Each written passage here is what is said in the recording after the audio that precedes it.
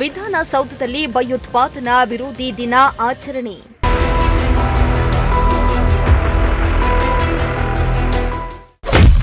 CM ಸಿದ್ದರಾಮಯ್ಯರಿಂದ ಪ್ರತಿಜ್ಞಾ ವಚನ ಬೋಧನೆ.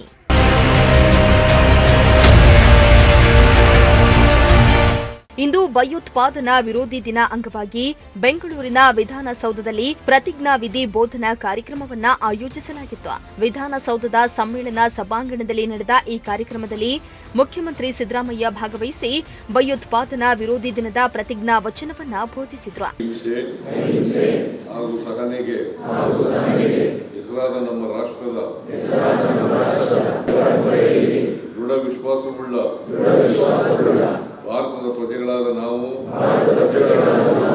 ಎಲ್ಲಾ ಬಗೆಯ ಭಯೋತ್ಪಾದನೆಲ್ಲ ಶಕ್ತಿ ಸಾಮರ್ಥ್ಯದಿಂದ ಎದುರಿಸುತ್ತೇವೆ, ಶ್ರದ್ಧಾಪೂರ್ವಕವಾಗಿ ಪ್ರತಿಜ್ಞೆ ಮಾಡುತ್ತೇವೆ. ದೇಶದ ಏಕತೆ, ಸಮಗ್ರತೆ ಹಾಗೂ ಶಾಂತಿಗೆ ಧಕ್ಕೆ ತರುವ ಭಯೋತ್ಪಾದನಾ ಚಟುವಟಿಕೆಯನ್ನ ತಡೆಯುವ ಉದ್ದೇಶದಿಂದ ಪ್ರತಿ ವರ್ಷ ಭಯೋತ್ಪಾದನಾ ವಿರೋಧಿ ದಿನ ಆಚರಣೆ ಮಾಡಲಾಗ್ತಾ ಇದೆ. ಇಂದು ಸಹ ಸರ್ಕಾರದ ಉನ್ನತಾಧಿಕಾರಿಗಳು ಹಾಗೂ ಗಣ್ಯರು ಭಾಗವಹಿಸಿ ಭಯೋತ್ಪಾದನೆ ವಿರುದ್ಧ ಹೋರಾಡುವ ಸಂಕಲ್ಪ ಕೈಗೊಂಡಿದ್ದಾರೆ.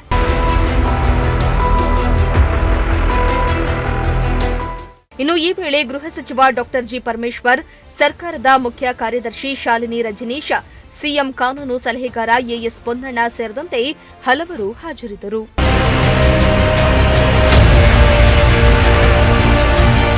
ಇತ್ತ ಸೋಷಿಯಲ್ ಮೀಡಿಯಾದಲ್ಲಿ ಕೆಲ ದಿನಗಳಿಂದ ಕಾಕ್ರೋಚ್ ಜನತಾ ಪಾರ್ಟಿ ಎಂಬ ಹೆಸರು ಭಾರೀ ಸದ್ದು ಮಾಡ್ತಾ ಇದ್ದು, ರಾತ್ರೋರಾತ್ರಿ ಹುಟ್ಟುಕೊಂಡ ಈ ಜಿರಳೆ ಪಕ್ಷ ಸೋಷಿಯಲ್ ಮೀಡಿಯಾದಲ್ಲಿ ಭಾರೀ ಟ್ರೆಂಡ್ ಆಗಿದ್ದು ಯುವಕರ ಗಮನ ಸೆಳೀತಾ ಇದೆ.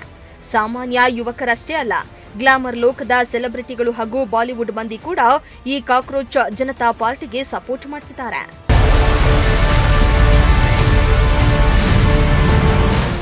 ಇನ್ನು ಬೆಂಗಳೂರಿನ ಫ್ರೀಡಂ ಪಾರ್ಕ್ನಲ್ಲಿ ನಡೆದ ಯುವ ಕಾಂಗ್ರೆಸ್ ಪ್ರತಿಭಟನೆ ವೇಳೆ ಕೈ ನಾಯಕರು ಕಾಕ್ರೋಚ್ ಟಿ ಶರ್ಟ್ ಅನ್ನ ಬಿಡುಗಡೆ ಮಾಡಿರುವುದು ಮತ್ತಷ್ಟು ಕುತೂಹಲಕ್ಕೆ ಕಾರಣ ಆಗಿದೆ.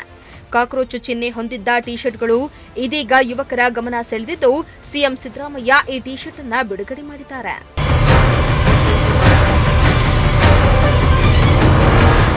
ಇನ್ನು ಈ ವೇಳೆ ಯೂತ್ ಕಾಂಗ್ರೆಸ್ ಮುಖಂಡರು, ಕಾರ್ಯಕರ್ತರು ಹಾಗೂ ವಿದ್ಯಾರ್ಥಿಗಳು ಭಾಗವಹಿಸಿದ್ದು, ನೀಟ್ ಪರೀಕ್ಷಾ ಅಕ್ರಮದ ವಿರುದ್ಧ ಘೋಷಣೆ ಕೂಗಿ ಆಕ್ರೋಶವನ್ನ ಹೊರಹಾಕಿದ್ರು. Bureau report, Prajashakti TV, Bengaluru.